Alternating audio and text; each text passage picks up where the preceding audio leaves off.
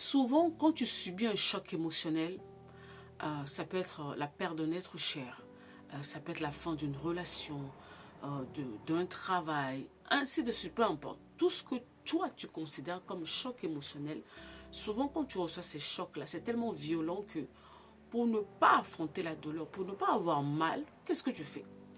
Tu te plonges dans le travail. Certains d'entre vous, vous plongez dans le travail, d'autres dans le jeu, d'autres dans le sport, d'autres au fait dans les activités caritatives et d'autres carrément ils se plongent dans le service au fait à l'église. Ils sont tout le temps à l'église.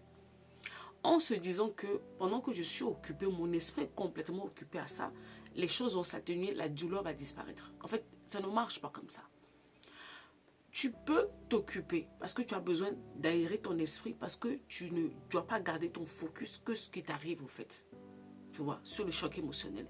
Mais n'oublie pas que cette douleur, elle est là. Et elle ne va pas disparaître comme ça tant que tu ne la confrontes pas. Tant que tu ne la traverses pas pour passer de l'autre côté, elle va rester là.